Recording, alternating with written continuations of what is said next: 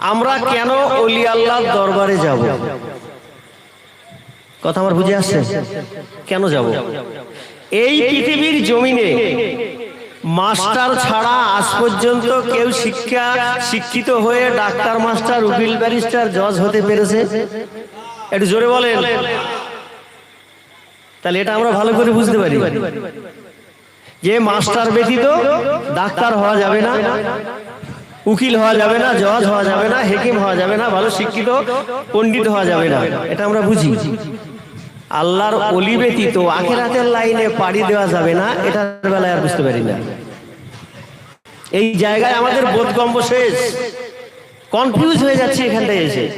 আর এখানটায় কনফিউজ করে দিচ্ছে কে? মিস্টার ইবলিস। কিসের কারণে সেটাও বলে দিচ্ছি। ওই জায়গায় কনফিউজ করে দিচ্ছে কিসের কারণে? বারবার আপনি, আপনার বাড়িতে মিটার আছে, আবার মিটারের সাথে মিস্ত্রি আপনার ওই বসিয়ে দেন, কি বলে ওটাকে, ফিউজ। তা আপনার বাড়ির লাইন চলে গেছে, আপনি ফিউজটা তুললেন, সাথে সাথে পড়ে গেল। তার মানে সমস্যা হচ্ছে কোথাও লাইনে। এই কথা আমার বুঝতে পারছেন নাকি? তো লাইনের সমস্যা হচ্ছে কোথায়? তাহলে সেই লাইনটা একটু চেক করতে হবে। সেই লাইন চেক করে দেখা গেল একটি জায়গায় গিয়ে নেগেটিভ আর পজিটিভ দুটো এক হয়ে গেছে। এখন মিস্ত্রিটাকে সোজা করতে হবে না? হবে না? ও যতবার এমসি তুলবেন ততবারই পড়ে যাবে। তা আমাদের এমসি ফেলে দিচ্ছে শয়তানে, নেগেটিভ পজিটিভ এক হয়ে গিয়ে ওই বোঝার জায়গাটা নষ্ট করে দিয়েছে একমাত্র হারাম খানা খাওয়ার কারণে। কথা বুঝে আসছে? হারাম খানা খাওয়ার কারণে আমাদের ওই এমসি পড়ে যাচ্ছে।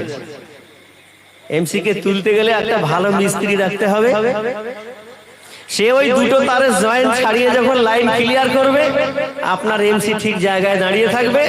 ঠিক এমনি ভাবে আখিরাতের লাইনে পাড়ি দিতে গেলে একজন মজদগার, কামেল, মুর্শিদ দরকার, যে আপনাকে শয়তানের কুওয়াসওয়াসার অপারেশন করে দিয়ে ইহদিনাস সিরাতুল মুস্তাকিমের রাস্তায় পরিচালিত করার সাহায্য করেন। জোরে বলুন সুবহানাল্লাহ। আমার ভাইরা, যুবক জওয়ানেরা, আল্লাহ ওয়ালার সোহবতে কেন যাব? কেন তাদেরকে আমরা মানব? কি জন্য মানব? আমরা এমনি এমনি মানব না, কারো কথা শুনেও মানব না, কারো কথায় চলবো না। আমরা দেখবো দুটো জিনিস, একটি হলো কোরআন আর একটি হলো হাদিস। আল্লাহ পাক রব্বুল আলামিন কম বেশি 21 থেকে 22 জায়গাতে এই কোরআনে পাকের মধ্যে আল্লাহর ওলিদের আলোচনা আমার আরশের মালিক নিজেই করেছে। জোরে বলুন। আর আমরা বললে তখন বলে ও মানা যাবে না। জীবনে একটু ভালো আমল করে খানা হালাল খান। এই ক্যামেরায় ফটোগুলো উঠছে, যদি ক্যামেরার মেন জায়গায় যদি ঝাপসা থাকে ছবি ভালো আসবে? কথা বলেন, আসবে না। এটা আমরা বুঝতে পারছি। তো ছবি ভালো করতে গেলে ভালো যেমন ক্যামেরা দরকার, আপনি যদি আল্লাহর মাহবুব হতে চান, আপনার সিনা মোবারকটাও পরিষ্কার দরকার। আর জোরে বলেন না কেন? বলবেন কি হচ্ছে আজকে? হচ্ছে না, এটাই বাস্তবতা। টিভির পর্দা ফেলে রেখে দিয়েছেন, হবে না, পরিষ্কার করুন। তখন কি দেখতে পাবেন? আর আপনার জবানটা যদি শুদ্ধ হয় কি পাবেন? গাজা গরিবে নওয়াজ বাবা মঈনুদ্দিন চিশতি রাহমাতুল্লাহ আলাইহি হুজুর আমার পিপিরাজের এলাকায় চলে গেলেন। কেন আমার ওলিদের মানতে হয়? আল্লাহ তাআলা ওলিদের জবানে কি তাসির দিয়ে রেখেছে? আল্লাহর সঙ্গে বান্দার সম্পর্কটা কেমন? আমার ভাইরা, যুবকেরা, জওয়ানেরা, গাজা গরিবে নওয়াজ মঈনুদ্দিন চিশতি রাহমাতুল্লাহ আলাইহি আনাস সাগরের পাড়ে বসে আছে। হুজুর আমার যখন সেজদায় গিয়ে বলে সুবহানা রাব্বিল আলা, আমার মালিক ডাক দিয়ে বলেন, ও খাজা মঈনুদ্দিন, আর খোঁজার দরকার নাই, আমি আল্লাহ তোমার সামনে হাজির। ডাকার মতো ডাকলে তবে না আল্লাহ পাওয়া যাবে। তা ডাকার মতো ডাকতে গেলে জবান পাক লাগবে, খানা হালাল লাগবে, গায়ের পোশাক পরিষ্কার লাগবে, দেহটাও পাক লাগবে, ইমানের দৌলত লাগবে। জোরে বলুন। এমনি এমনি ডাকলে আল্লাহ পাবে? অত সহজ নয়। খাজা গরিবে নওয়াজ মঈনুদ্দিন চিশতি রাহমাতুল্লাহ আলাইহি পিতৃরাজের উট যেখানে বাঁধা হয়, হুজুর আমার সেই জায়গায় চলে গেলেন। রাখালেরা এসে বলছে, বাবা ফকির সাহেব, আপনি এখান থেকে আপনার তাবু গুটিয়ে নিয়ে চলে যান, আপনাকে এই জায়গায় বসতে দেওয়া হবে না। আপনি পশ্চিম দেশের মানুষ, মুসলমান, আপনার মাথায় টুপি পাগড়ি, মুখে দাঁড়িয়ে বড় জুব্বা, এই পিতৃরাজের এলাকায় আপনার বাসস্থান হবে না, আপনাকে বসতে দেওয়া হবে না। আল্লাহর ওলির জবান কাকে বলে? আল্লাহর বন্ধু কাদের বলা হয়? খাজা মঈনুদ্দিন চিশতি রাহমাতুল্লাহ আলাইহি শুধু একটু জবান দিয়ে বলল, তোদের উট বসে থাক। ৭০,০০০ উট বসে আছে আর একটাও তুলতে পারে না। এই শুধু একটু করে মুখে বলেছে। এদের এভরিবডি ঝুঁকে আছে আল্লাহর দিকে। জোরে বলুন। এদের কোনো দুনিয়ার খেয়াল নেই, দুনিয়ার কোনো শান শওকতের প্রতি নজর নেই। এরা একটাই চেষ্টা করে যাচ্ছে, যত আল্লাহর মেহবুবরাই পৃথিবীর জমিনে এসেছিল আর কিয়ামত পর্যন্ত থাকবে, এদের একটাই চেষ্টা, মুসলিম উম্মাহকে গোমরাহি থেকে সোজা পথে নিয়েছে। এদের কোন পন্থায় কি আমলের দ্বারা এরা কবরে নাজাত পাবে, হাসরে নাজাত পাবে, দুনিয়ায় শান্তি পাবে, হাসরে উঠবে তো ডান হাতে আমল নামা পেয়ে খুশিতে আল্লাহর জান্নাতে যাবে। এটাই হলো তাদের মূল টার্গেট। আজ পর্যন্ত এই উত্তর পাতিখালি, এটা এই উত্তর পাতিখালির একজন ব্যক্তি বলুন তো, সুফি মুফতি আজান গাছি রহমাতুল্লাহ দরবারে আমি গিয়েছিলাম। তারা অনেক বড় বড় কথা বলে, দান বাক্স নেই, হাদিয়া নেই, তোহফা নেই, মুসবা নেই, মুসবার ভিতরে টাকা নেই।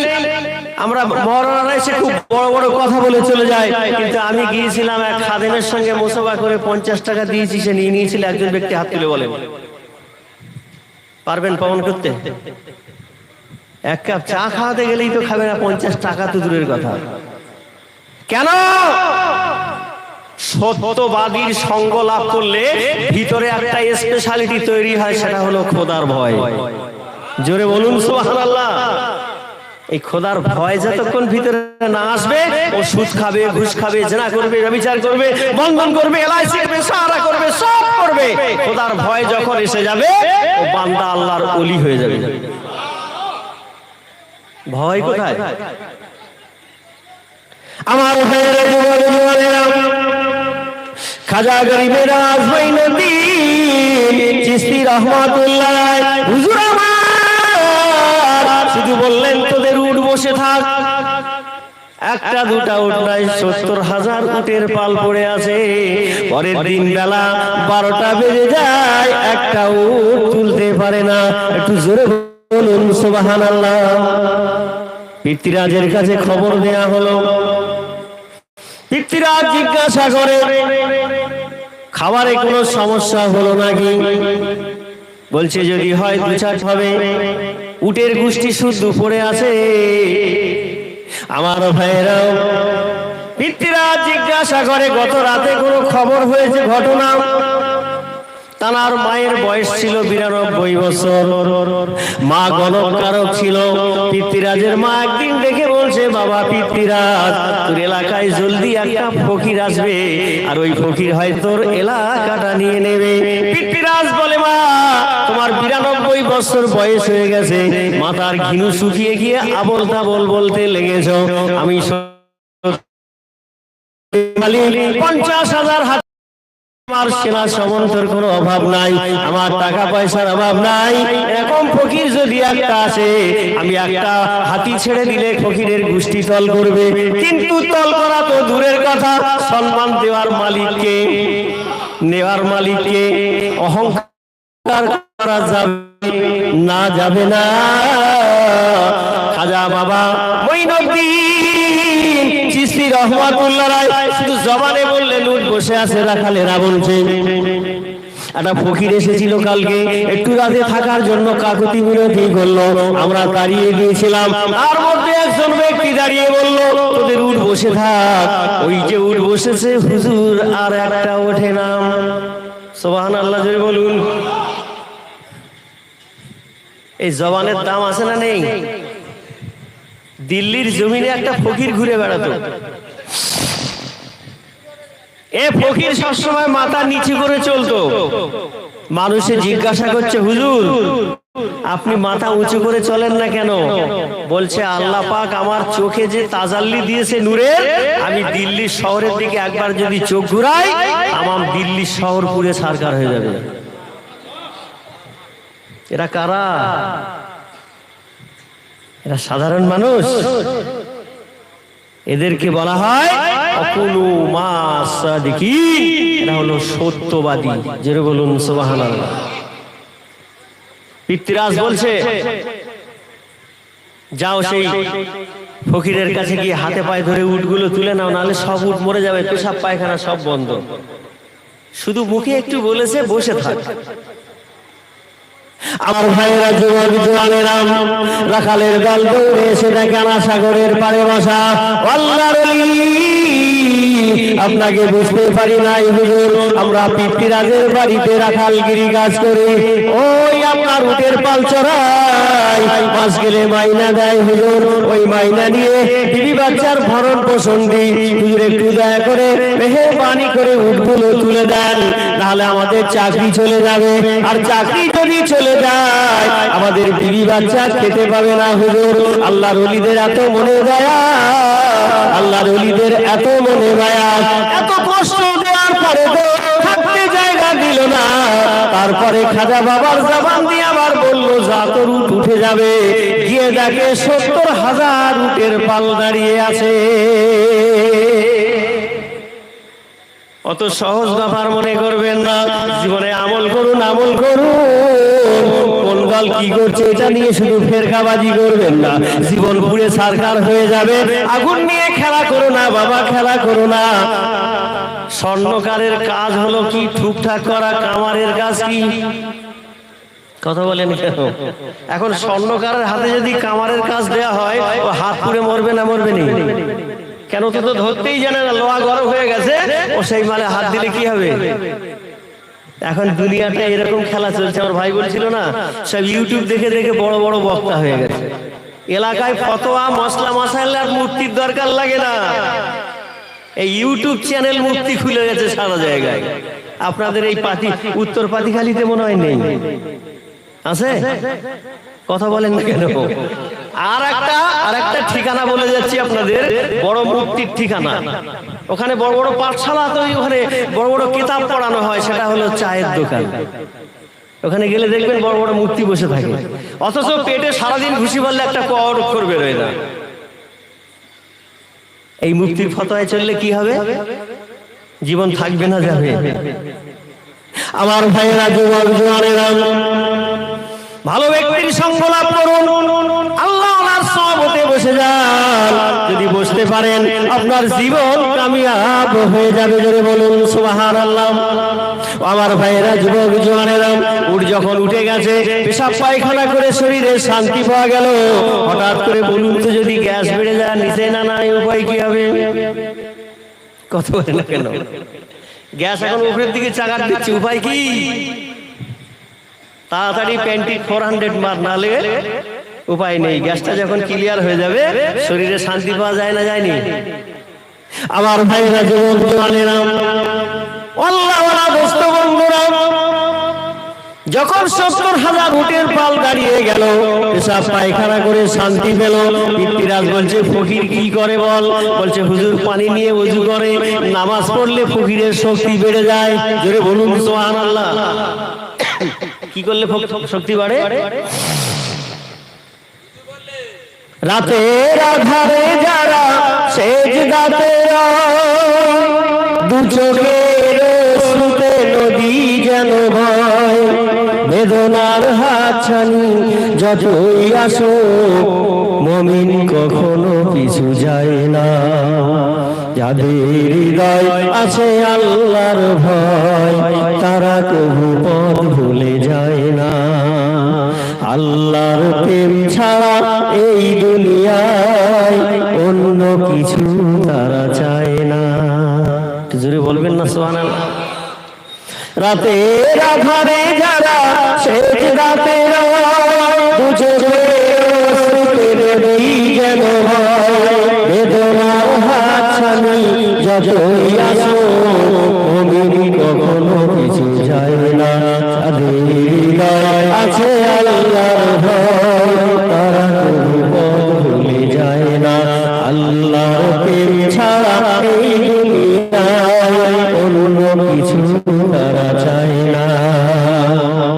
খাজা বাবা গরিবে নওয়াজ মঈনুদ্দিন চিশতি রহমাতুল্লাহ আলাইহি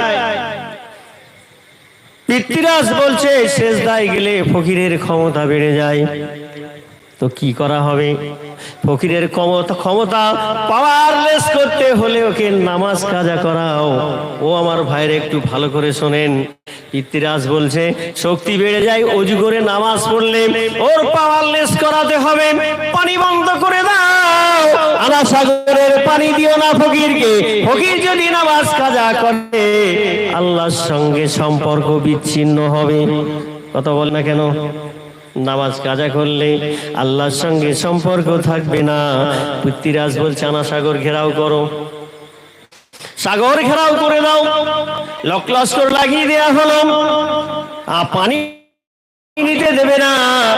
খাজা গরিবে নওয়াজ খাদেমকে পাঠালো, যা এক লোটা পানি নিয়ে এসো। কিন্তু পানি আনতে গেল যখন তাকে ফিরিয়ে দেওয়া হলো, পানি দেওয়া হবে না ফকিরকে।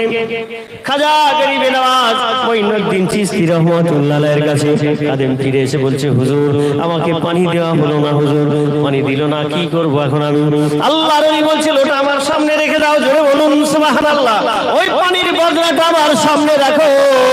আমি দুনিয়ার কোনো মানুষের বন্ধু নয়, আমি খাজা বাবা আল্লাহর বন্ধু। জোরে বলুন, আমি খাজা গরিবে নওয়াজ আল্লাহর বন্ধু, দুনিয়ার কোনো মানুষের বন্ধু না। পিতৃরা যখন পানি বন্ধ করেছে, পয়সাওয়ালা লোক পানি বন্ধ করে দিয়েছে, আমি ফকির টাকা নাই, এখন একটু নাট টাইট দেব। জোরে বলেন না, কি করবে? নাট টাইট দেবে। ফকিরের তো পয়সা নাই, রেন্স নাই, কি নাট টাইট দিচ্ছে? ফকির এবার হাত দুটো তুলে বলছে মালিক আনা সাগরের পানিটা আমার বদনার ভিতরে দাও। জোরে হবে না? আনা সাগরের পানিটা আমার বদনার ভিতরে দাও। এখন আপনারা জ্ঞানী শিক্ষিত মানুষ বলুন, সাগরের পানি কি বদনায় যাবে কি করে? এটা কি সম্ভব? কখনো সম্ভব নয়, ইম্পসিবল, মানতে পারি না। আল্লাহর কুদরত অবশ্যই।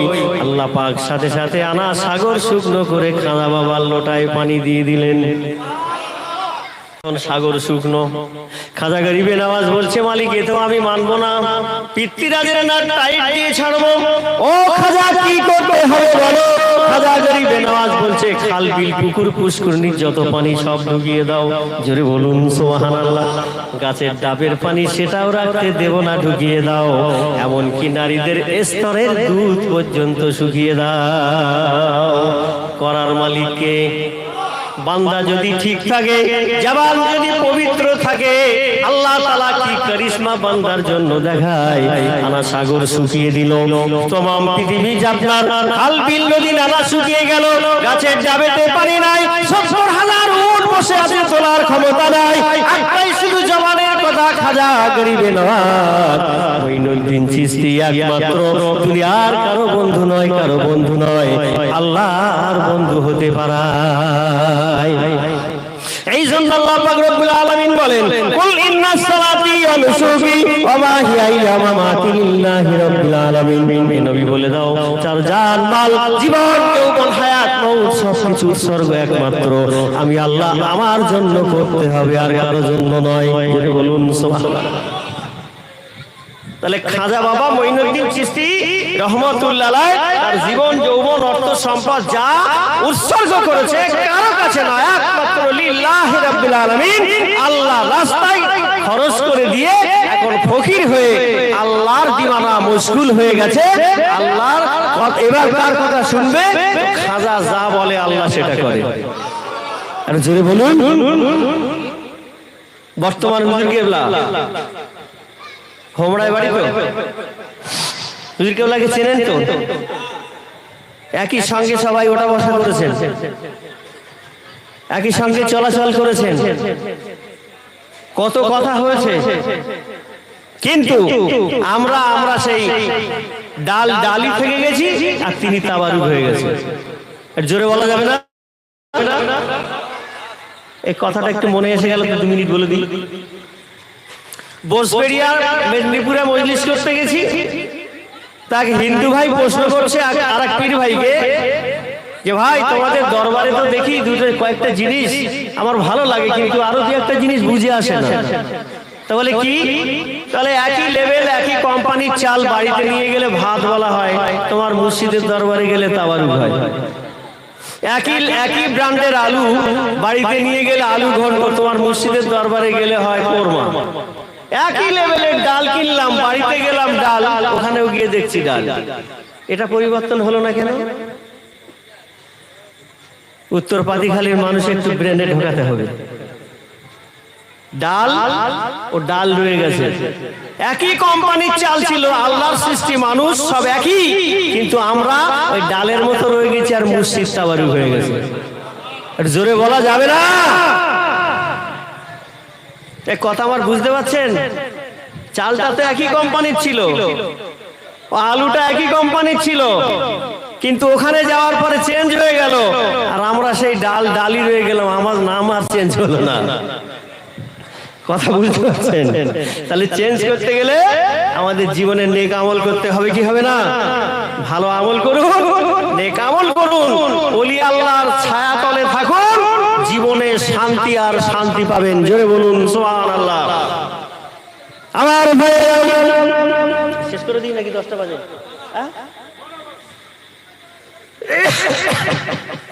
10টা তো বেজে গেছে।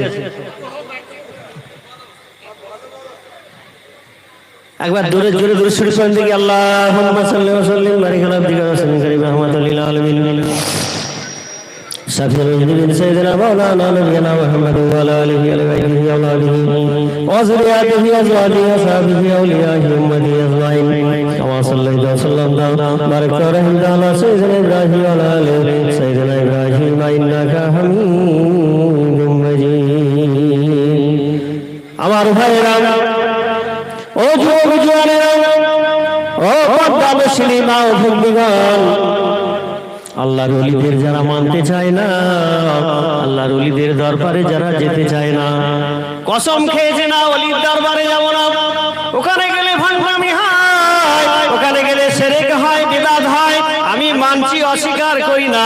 তবে যে ব্যক্তিটাই কসম খেয়ে বসে আছে, আমি তার পায়ে হাত রেখে বলে যাই, তোমার কসমটা, ওয়াদাটা ভঙ্গ করে দাও, কোরআন মোতাবেক আল্লাহর ওলির দরবারে যাও যদি জীবনে বাঁচতে চাও। জোরে বলুন সুবহানাল্লাহ। শয়তানের পদাঙ্ক অনুসরণ করো না রে ভাই।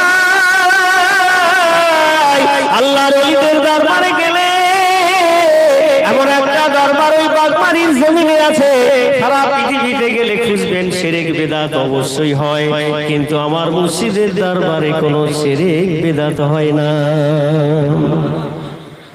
কেউ প্রমাণ করাতে পারবেন? তবে কিছু আশিক আছে, মহব্বত এটা আলাদা জিনিস। আশিকদের মহব্বত আলাদা, আশিক আর মাসুকের সম্পর্ক, আল্লাহর সঙ্গে বান্দার সম্পর্ক। কিছু কিছু পীর ভাই আবেগে উৎফুল্ল হয়ে যায়, আশিক হয়ে যায়, আর যখন বান্দা আশিক হয়ে যায়, সেই দুনিয়া তখন ভুলে যায়। জোরে বলুন সুবহানাল্লাহ। কিরকম দুনিয়া ভুলে যায়? হাজী ইমদাদুল্লাহ মুহাজির মক্কি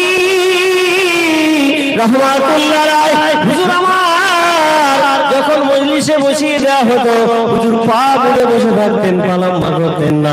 খাদেম জিজ্ঞাসা করছে, হুজুর আপনার পায়ে কি ব্যথা যন্ত্রণা করে না? আপনার পায়ে কি ব্যথা হয় না হুজুর? আপনি পা মুড়ে বসে থাকেন, আমরা এত নড়াচড়া করি, আমাদের পায়ে ব্যথা হয়, যন্ত্রণা হয়। আল্লাহর ওলি বলছে, বাবা আমি যে আল্লাহর বন্ধু হয়েছি, আল্লাহ আমাকে কবুল করেছে, আমি আমি একটু পা লম্বা করবো তো সামনে দেখি আল্লাহর নূরের তাজাল্লি দেখা যায়।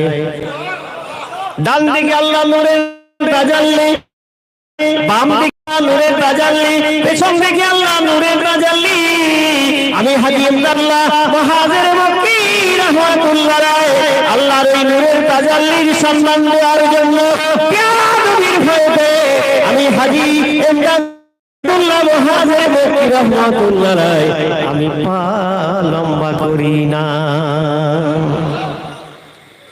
ও আমার ভাইরা, একটা মানুষ কতটা পবিত্র হলে ওই সিনার মধ্যে কি দান করে আল্লাহ নূরের তাজাল্লি দেখা যায়।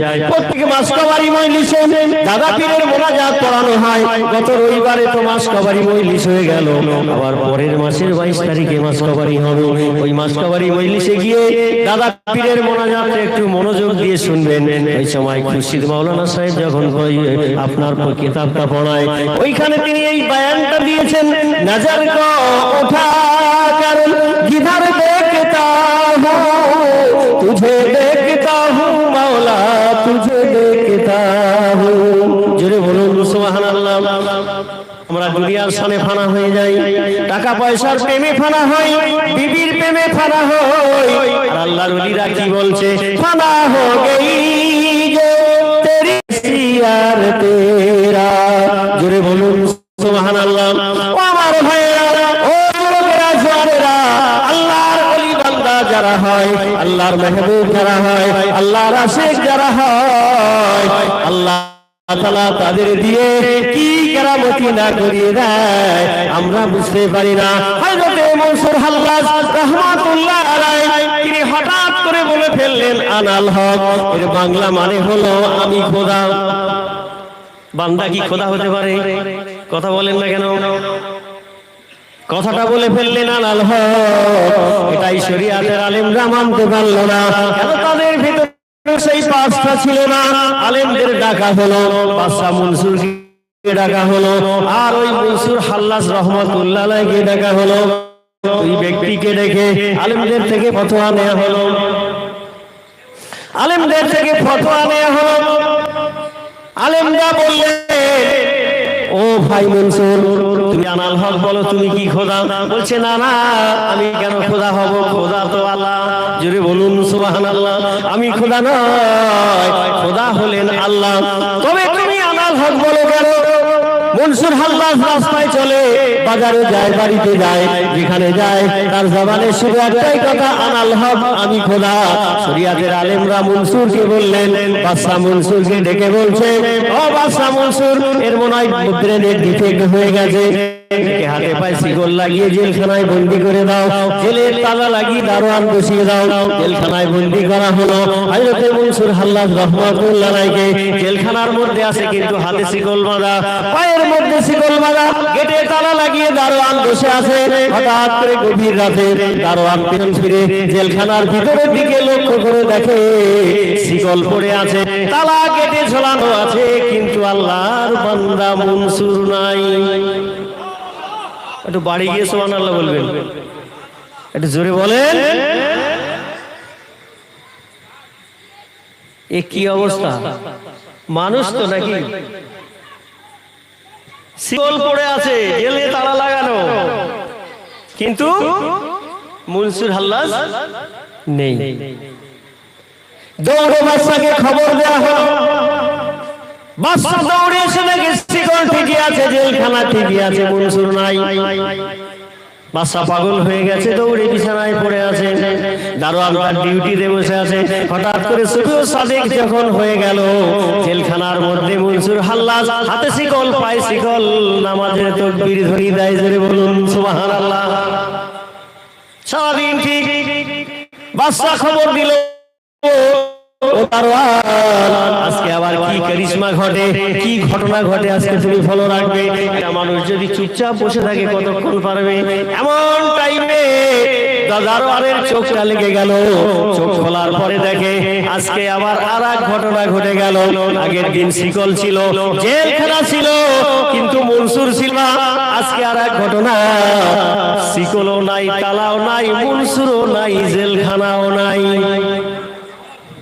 জোরে বলুন সুবহানাল্লাহ। মাথা ঠিক থাকবে? এই কথা বলে না কেন? ব্রেন আউট হয়ে যাবে। আল্লাহ ওয়ালাদের সঙ্গে আল্লাহ এমনই খেলা করে, যদি বলেন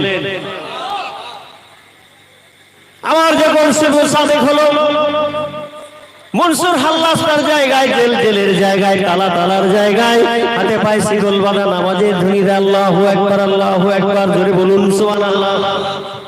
ও আমার ভাইরা, যুবক জওয়ানেরা, ও আমার পর্দার মা ও ভগ্নীগণ, জীবনে আমল করে এই দরজা অর্জন হয়েছে নাকি না করে?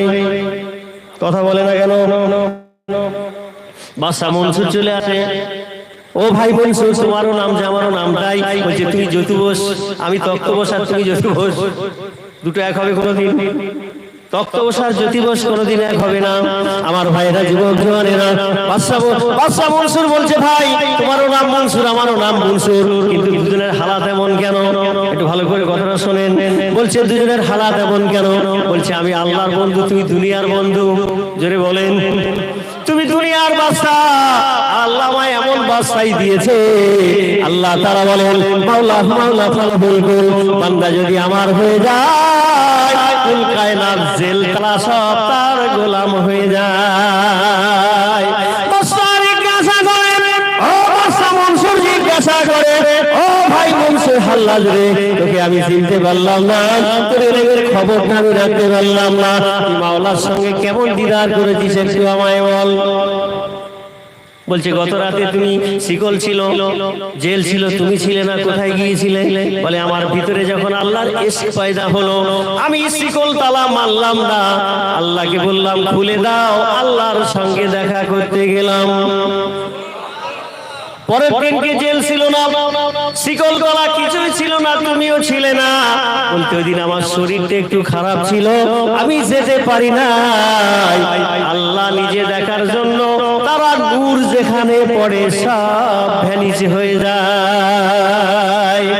মাওলার ইশকে জ্বলে আগুন, জোরে বলুন মাওলার ইশকে জ্বলে আগুন, নিভাইলে যে নেভে না, পুড়ে পুড়ে ছাই হইল এই যে পাগলের সিনা। মাওলার ইশকে জ্বলে আগুন, নিভাইলে যে নেভে না, পুড়ে পুড়ে ছাই হইল এই যে পাগলের সিনা। মাওলা তোমায় ভালোবেসে কলিজা পুড়ে গন্ধ আসে, আমি তোমার নূরে যাব মিশে, দূরে খেলে দিও না, পুড়ে পুড়ে ছাই হইল এই যে পাগলের সিনা। জোরে বলুন সুবহানাল্লাহ। আমার ভাইয়েরা, যুবক জওয়ানেরা, আল্লাহ ওয়ালাদের সিনা, আল্লাহর প্রেম মহব্বতে তাদের আল্লাহর পাওয়ার জন্য আমরা বুঝতে পারি না। কখনো মুরাকাবায় গিয়ে, কখনো মুসাহাদায় গিয়ে, কখনো আপনার সেজদায় গিয়ে, কখনো আপনার রুকুতে গিয়ে, কখনো মুনাজাতে, আমার আপনার নাজাতের জন্য সারাটা রাত আল্লাহর ওলি মেহবুবরা কাটিয়ে দেয়। জোরে বলুন সুবহানাল্লাহ। আল্লাহ পাক এই জন্য বলে নকুনু মাসাদিকিন, তোমরা এই সত্যবাদীর কাছে যাও। আখিরাতের লাইনে পাড়ি দেওয়ার জন্য যে আমলগুলো দরকার, ওই সত্যবাদীরা যে আদেশটা করবে ওটা তোমরা মেনে নাও। আল্লাহ পাক হাদিসে কুদসির মধ্যে বর্ণনা করেন, আমার বন্ধু যে জবান দিয়ে কথা বলে ওটা তার নয়, আমার জবান। জোরে বলুন। আমার বন্ধু যে চোখ দিয়ে দেখে ওটা তার নয়, আমি আল্লাহর চোখ। আমার বন্ধু যে হাত দিয়ে ধরে ওটা আমার হাত। আমার পা দিয়ে আমার বান্দা চলে, আমার কান দিয়ে শুনে, আমার চোখে দেখে।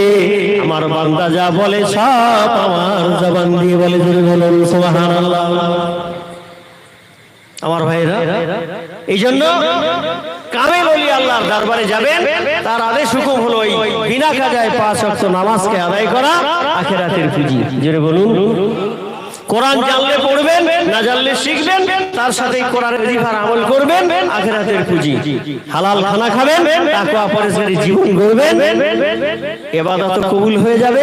আপনার ভিতরে ঈমানের নূর আল্লাহ তাআলা দান করবে, আর এমন একটা লাইট আল্লাহ বসিয়ে দেবে খানা হালাল খাওয়ার কারণে। তখন আপনি যে বুঝ আপনার আসতো না, যেটা আপনি দেখতে পেতেন না, আল্লাহ সেটাও দেখার তৌফিক করে দেবেন। বলুন সুবহানাল্লাহ। আল্লাহ আমাদের সবাইকে শোনার থেকে, বলার থেকে বেশি বেশি করে যেন আমাদের সবাইকে নেক আমলে সালেহ করার আল্লাহ যেন আমাদের সবাইকে তৌফিক দান করেন। বলুন আল্লাহুম্মা রাব্বানা আমিন। আমার বলার মধ্যে, ভাষার মধ্যে ভুল ত্রুটি আল্লাহর রাস্তায় ক্ষমা করে দেবেন। ওয়াখিরি দাওয়ানা আলহামদুলিল্লাহি রাব্বিল আলামিন। মুহাম্মাদের সঙ্গে দরুদ শরীফ পড়েন। আল্লাহ